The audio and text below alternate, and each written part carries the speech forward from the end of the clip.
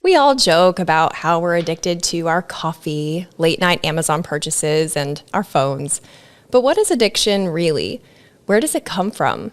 My next guest went from partying with celebrities in his New York City penthouse to being homeless on the beach in Venice, California.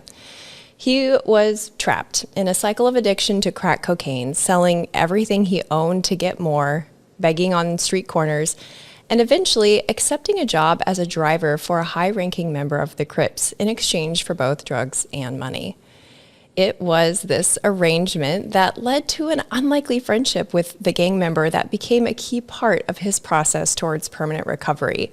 He's since become a psychologist with a private practice and an author of 2 books, including We Are All Addicts. Today, he's going to share how an addiction may not be as far off as you think, but neither is recovery. 17 years sober, family man, optimist, Dr. Carter Stout. Thank you so much for being here. My pleasure. I really, three reallys, am enjoying your book, the We Are All Addicts. And I think one of the things that I love about it the most is you address the stereotype of an addict, which whether we're aware of it or not, I think we all have. The person who always needs something. They need a ride, they need money, they're, unreliable, they lie. You can't trust anything that they say. And it's always a they problem and never an us problem. And I suspect that that is part of the reason why some of the addictions that I named fly under the radar and are not really, considered in that category. But also, I think that is what prevents us from getting over it. So thank you so much for writing that book, first of all. I think it's very relatable. Thank you so much. Thanks for reading it. And I feel as though you're absolutely right that addiction in Western culture, especially, has really been stigmatized as this other situation that people have. And in the book, I'm really trying to normalize this concept of addiction as not something that's so frightening, but something that we all share archetypally. And what I mean by archetypally is that it's something that we all know and that we've all experienced. It's in our DNA. It's part of the human process, part of the human experience. And at some point in our lives, we engage in addictive cycles. Pretty much everyone I know. And we think of addiction, really, we're taught that it's about drugs or it's about alcohol or gambling. And it's much more universal than that and much more pervasive than that. And that's really what I'm trying to get across in my book. Well, I think when people think about an addict, it's not a behavior as much as it is an identity. And it's a permanent identity. And I have seen both sides. I have seen people that are resistant towards labeling their behavior or their inclinations or whatever towards addictive anything because they want to avoid this permanent label. And I have seen people who over-identify with the label of addict, and it's like they can't have, even one conversation without talking about it in the first person as though it's like somebody that like lives in their house with them. Yeah. I mean, even in the most accepting communities that are traditionally set up for addicts in our culture and even globally, uh, the place that I initially went to find sobriety and try and to get recovery, which is Alcoholics Anonymous or any of the 12-step programs, the second word in the title is anonymous. And it really lends itself to the belief that we have to keep this a secret, that it's not okay for you to share because perhaps you'll be judged.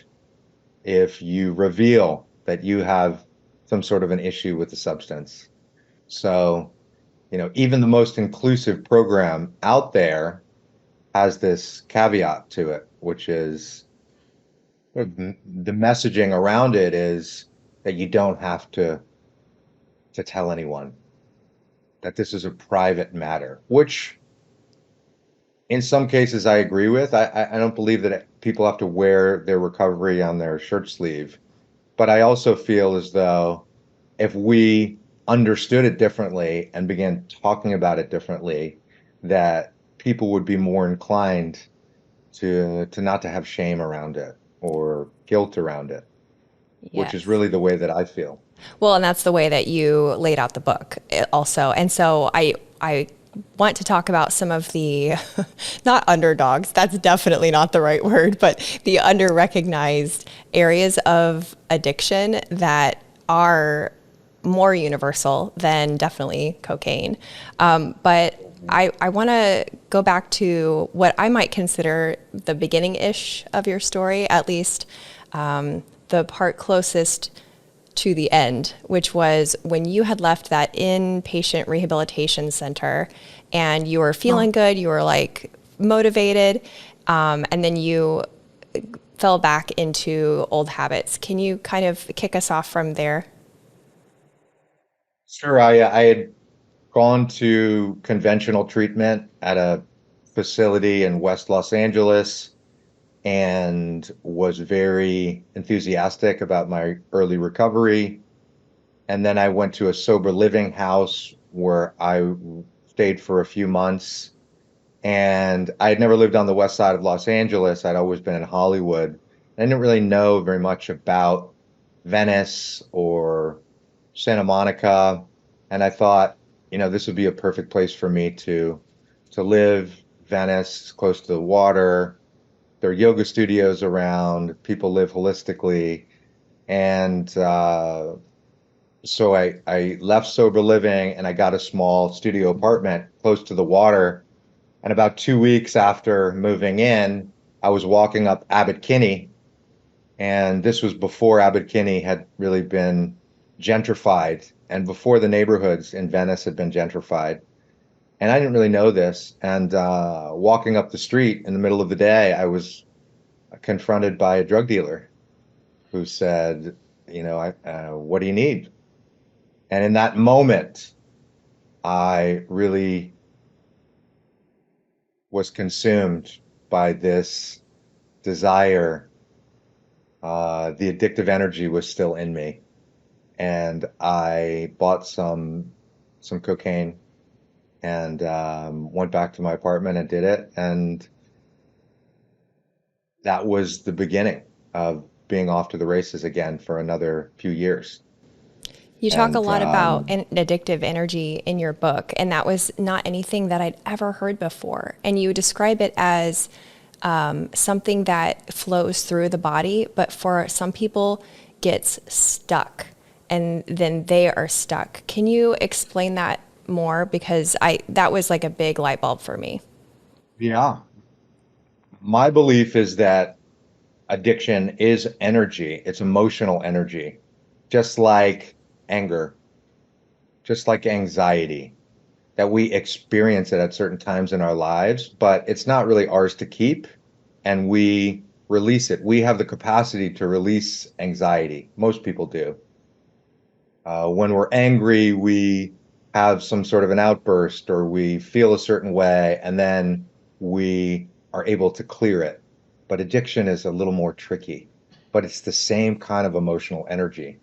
And most of the addictive cycles that we get involved in are not chemical dependency the way addiction is really traditionally thought of. It is a psychological addiction. We become attached to an idea. And the cycle that we get caught up in is to think about something obsessively, and then that will lead to some sort of compulsive action.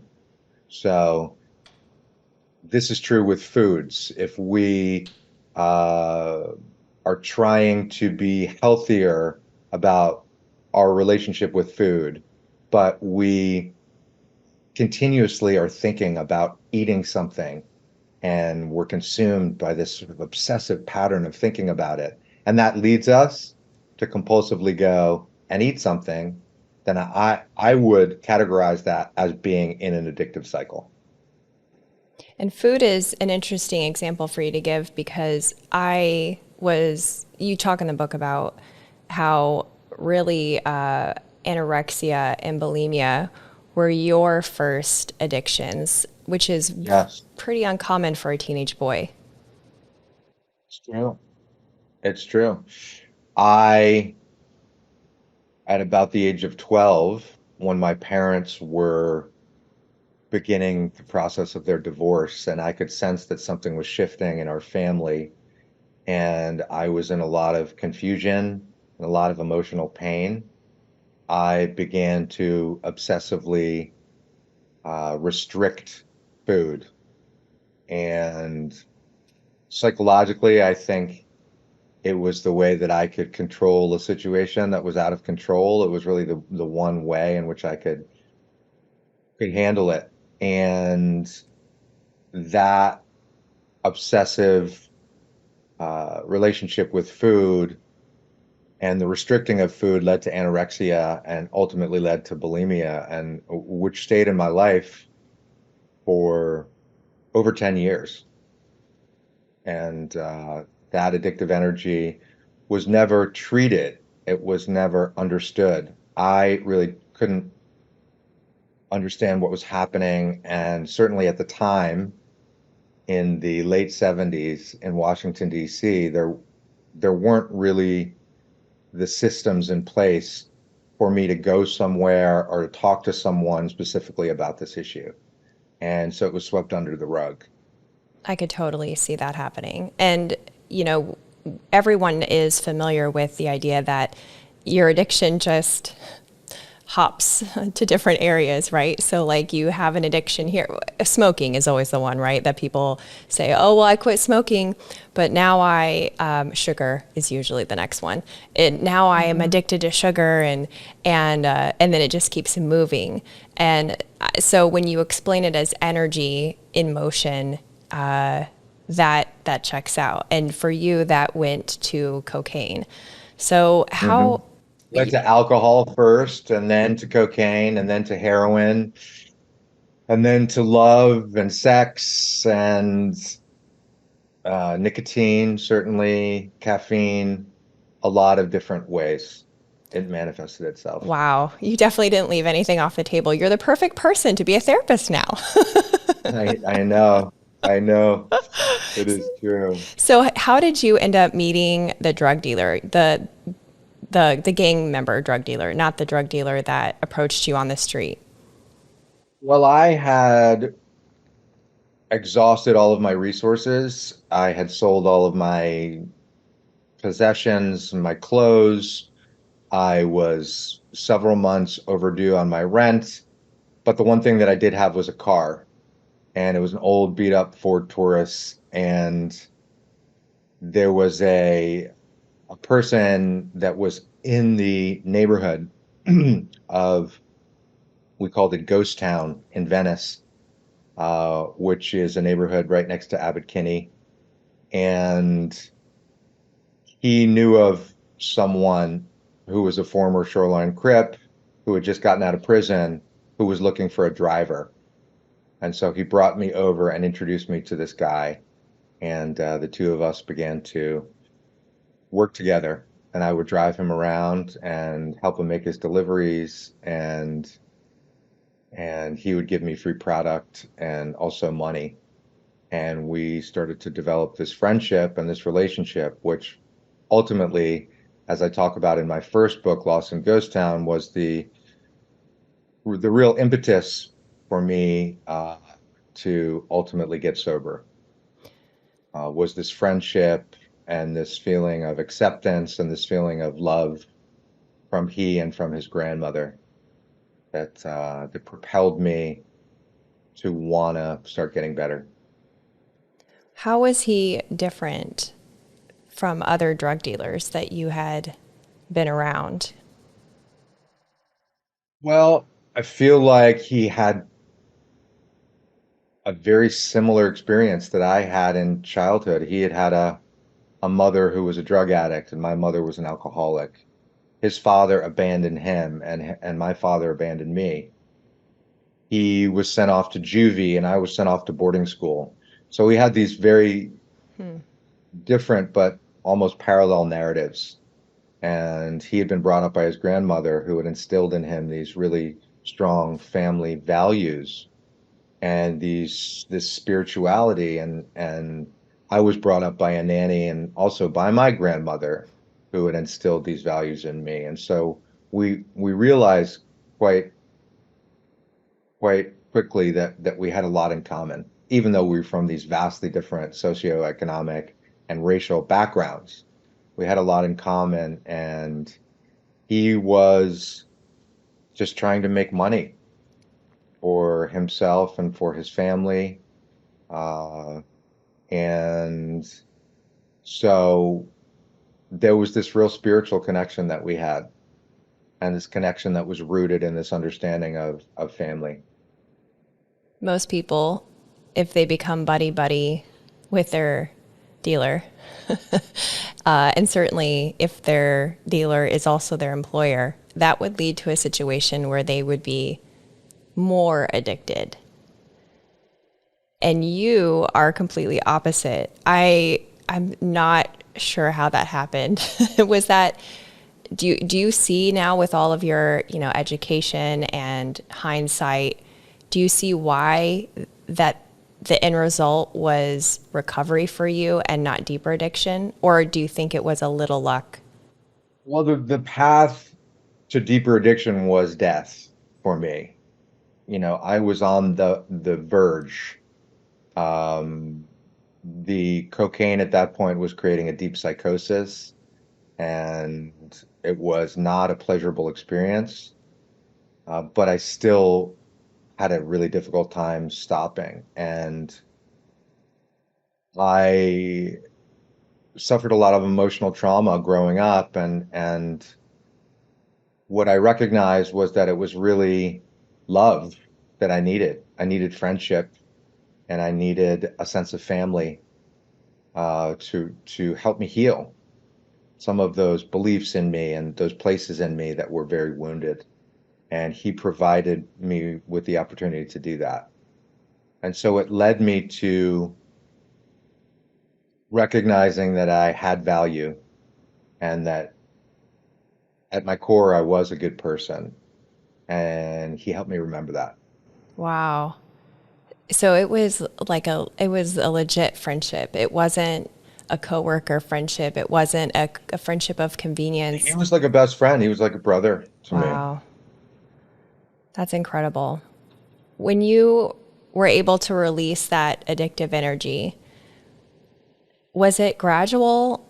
Was there a moment where so much of it left you that you thought, okay, this is it. This is going to stick this time. Well, what's interesting about addictive energy is that it resurfaces and it comes back. And so it took me a long time to really understand how to treat it within myself. And so there were times where I would have a relapse, and I would go back out there for a little while. But ultimately, the all of the compounded information that I was receiving from the recovery programs, from people that I trusted that were in recovery, from the spiritual quest that I was on, from my education in school, ultimately led to a cultivation of a spiritual program that worked for me, that created a situation where I was able to understand the addictive energy in me and able to treat it on a daily basis and on a regular basis, so that it never was able to take control of my life again. But it's something uh, that I witness now, and and am aware of not only in myself but in others. I just know how to see it and how to spot it and how to treat it now. How do you witness it in your own body? What is it? What's that experience like for Um, you? Tendency to want more of something, the tendency to be feel romantic about some sort of dangerous uh, activity. There's still that energy that comes up in me on occasion, and it's really I'm able to feel it and able to soothe it very quickly now. Do they teach any of this stuff in the inpatient rehabs? Because I feel like relapse. Philosophy in the inpatient rehabs is very different from my philosophy about addiction. Most rehabs consider addiction a disease and think of it as genetic, and it's something that you're going to have for life. And I don't feel that way.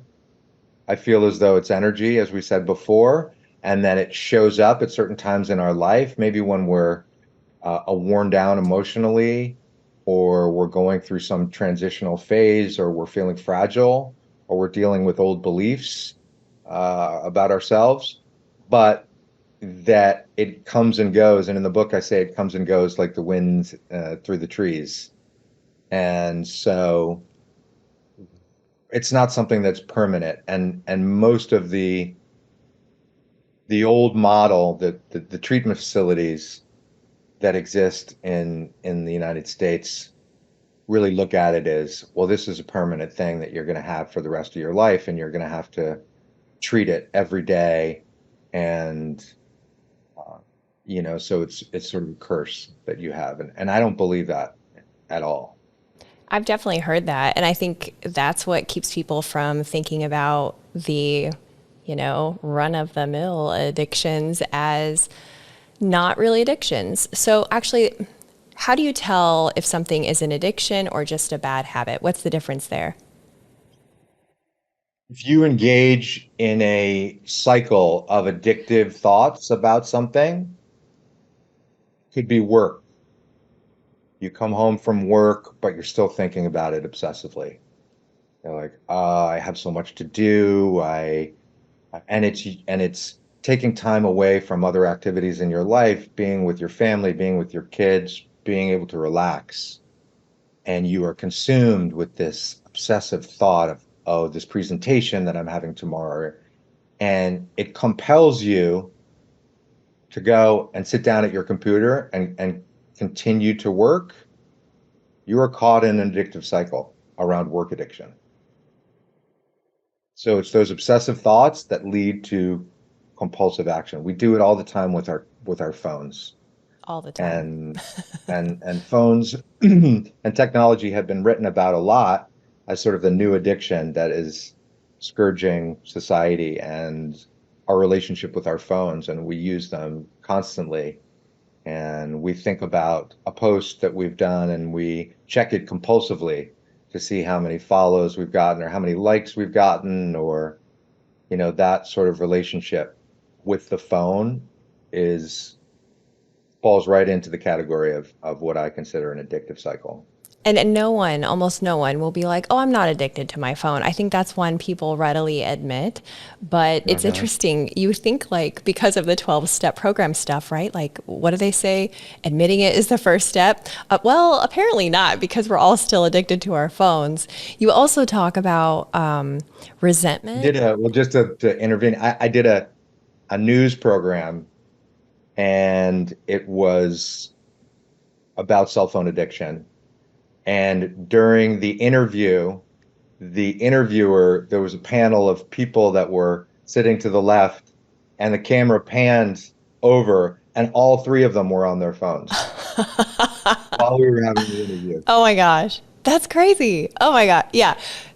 No, no, no, no. But it's true. But it's absolutely true. And you have to really be intentional about breaking that connection and not seeing your phone as an appendage, right? But resentment and anger was another one in your book. And I interviewed Dr. Brandon Warmke about how being outraged and angry can be cathartic, but how it is also an addictive cycle. So I think my listeners are pretty familiar with that concept. The one that I stood out to me that I'm not familiar with as an addictive cycle is exaggeration and lies. So I'd love for you to talk about that. Sure. Yeah, I think that there's a lot of focus in my book about our relationship to our higher self or our authentic self, which I call the soul, and that we are in constant conflict between our soul, which is our highest good, and the ego, which is really the distillation of our human experience. So the disappointments that we go through, the confusion, the emotional pain, the sense of loss, the getting our heart broken, and all of the beliefs that we establish according to the human experience live in the ego. And what I would say is that, to be completely honest, is not really part of the human experience. It's part of our spiritual experience, which is really our authentic nature. But most human beings, as we go through life, we spend more time attached to our ego than we do to our spiritual self. And so to be truly honest about something is very difficult for us because we're conditioned from a very young age to exaggerate a bit. There's pressure on us to be something, to present ourselves as something. And so we might, just change the truth, just alter it a little bit. And that starts to become habitual and a defense mechanism for us. And so we start to use it. And then, there's also this idea that's very prevalent that many people have, that if we tell the truth to somebody and we try and set a boundary, or we in some way or constructively criticize them, that's going to lead to some sort of confrontation. Or potentially it could lead to them not wanting to be our friend, or not, that might push them away. And so once again, as adults, oftentimes we change the truth a little bit and don't really reveal how we're truthfully feeling to protect someone else's feelings, so that we feel safe and don't feel as though we're going to be, get a negative response or a negative reaction that's going to create confrontation, or that we're going to be abandoned by that person. So this has led to an obsession about how we communicate with one another, and whether or not, how we tailor and how we cultivate what we say to other people. An example would be when somebody asks you, which we do very commonly, "How are you doing?" And the response that's programmed, that we're taught, is, "Oh, I'm doing great. Yeah, everything's good." And the truth is that not everything is good, and we're usually not doing great. We're usually struggling with one thing or another, but we don't really want to talk about that or reveal that to someone else because it's a little personal and we're protective. And so instead of saying, "You know what, I'm not feeling that great today emotionally. I'm struggling with something. I'm having a hard time with my mother," or "I'm feeling insecure about a relationship I'm in," we say, "I'm doing great." Mm-hmm. Oh, yeah. In the South, we are no strangers to exaggerating. I mean, growing up, it was, and my Midwestern family also, my mom's side from the South, my dad's side from the Midwest. And it was like, you were a shitty storyteller if you weren't making the fish from this big to this big. And so Right, the hyperbole. yeah. But I love that you also brought up when people kind of inversely lie to keep distance or to maintain peace. That obviously didn't cross my mind, which is very telling of my personality. I'll tell a lie to make you laugh, but I won't necessarily, do it to make you feel better about yourself. So that's so fascinating. I love that you talked about the soul in correlation to lies too, not a connection I had made previously. And that the, what did you call it? Human nature, which brought me back to like Sunday school, which we would call the sinful nature, which is in other traditions called the ego. It's like it's all very similar, but we don't often connect it to how we behave day to day. And it keeps us separate from people who have like quote unquote big problems, big addictions, but really we're all pretty similar. Well, in the book, We're All Addicts, and the subtitle is The Soul's Guide to Kicking Your Compulsions. And I place a lot of emphasis on the soul in the book. And there are many exercises in the book that are tailored towards developing and cultivating a deeper relationship with our soul. So our authentic self, or our highest good, or our spiritual self. And I feel as though, and I talk about in the book, that when we are connected to soul, addiction loses its oxygen, loses breath. And the more connected to soul that we are, the less we are going to be consumed in any way by addictive cycles in our life. And that is true with honesty, because deception is not a product of the soul. It doesn't live in the soul. So if we are in a place of soul, then we are going to be completely truthful. And it's the same with addiction. Addiction has no correlation to soul. So when we're in a soul-based place, that energy will leave us completely. You credit soul as the strongest apparatus towards addiction recovery in your book.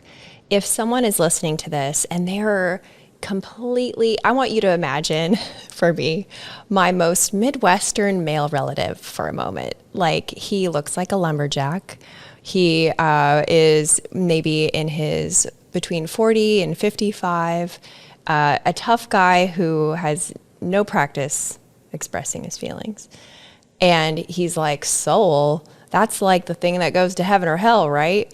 How can someone like that begin to understand what you're talking about within themselves? How can they get in touch with their soul to break the cycle of addiction in their lives, however severe it is?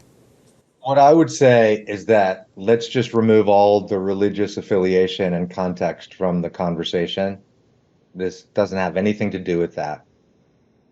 When I think of soul, I think of how we come into the world when we're children, and how we're not consumed by fear for the most part. We're not consumed by a competitiveness.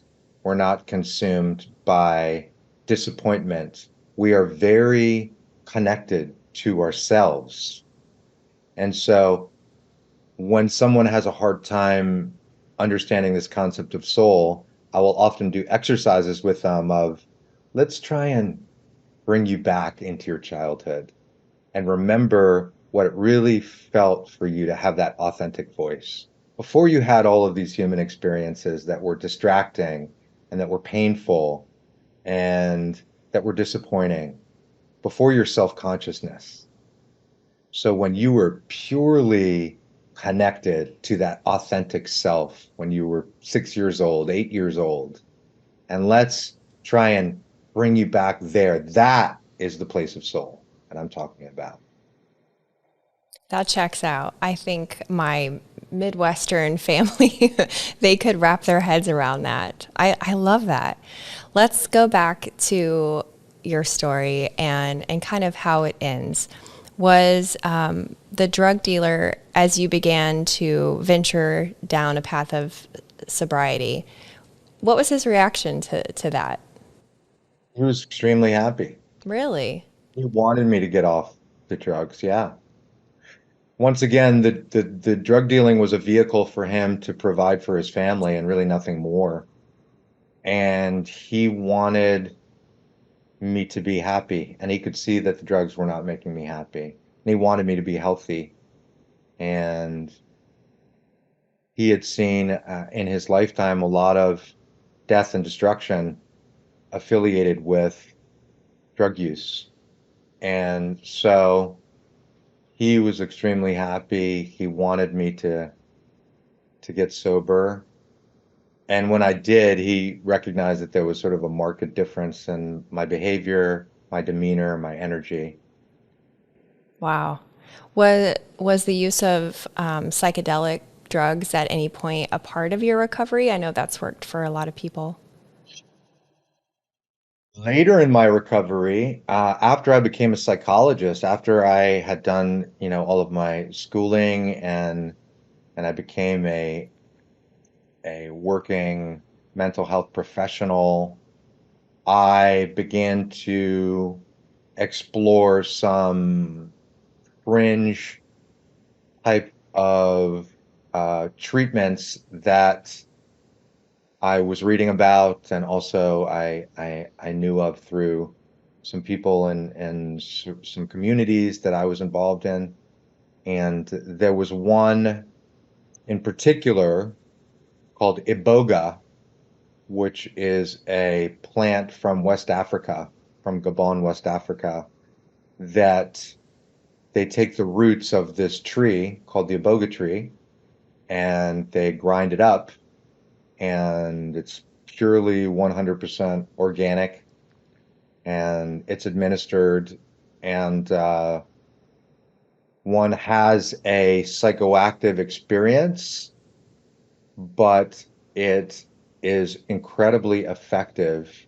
And I had a profound experience on it. And it helped me clear some of the emotional trauma of my childhood and some of the beliefs that I'd established around that emotional trauma about myself.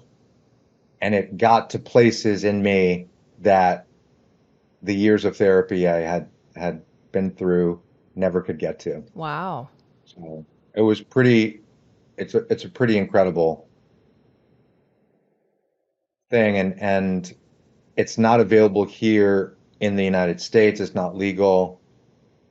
So I went down to Brazil and went into the rainforest and had an experience there with some practitioners.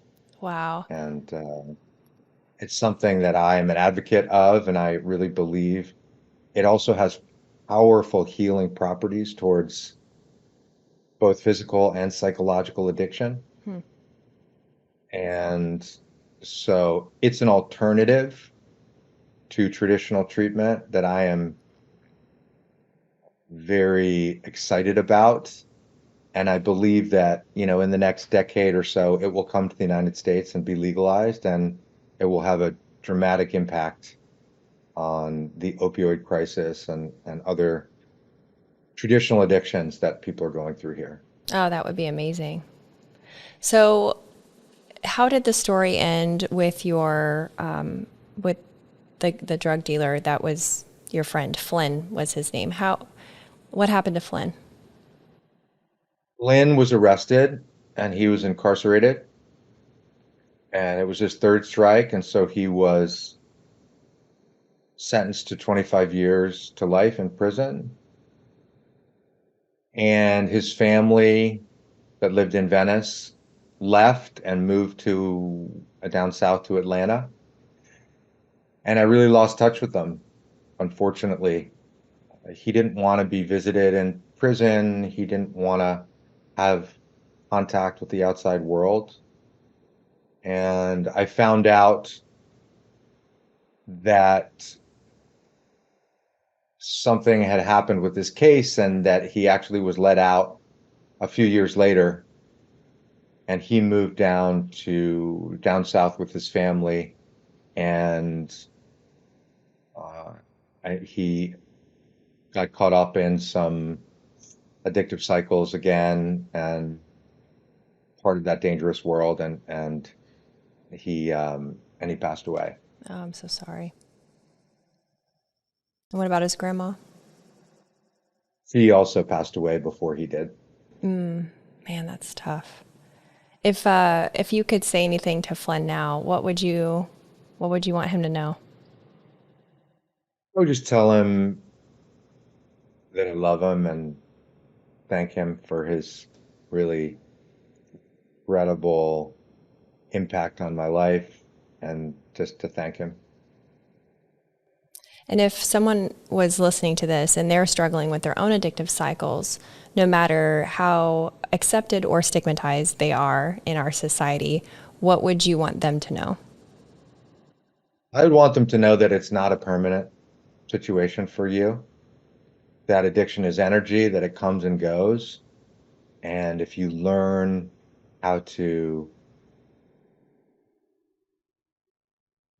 greet it when it arises in you, and my belief is that treating it through spiritual means and forming a connection with the soul is the most effective way. I'm now almost 18 years sober, and this is what I do.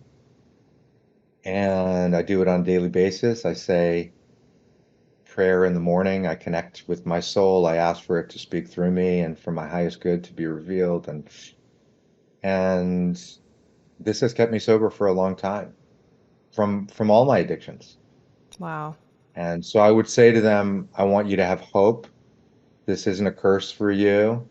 This is not genetic. It's not in your DNA. It's not something that you won't be able to shake, regardless of what it is, if it's cell phone addiction or if it's addiction to heroin, that there's a path forward and you can be free of it.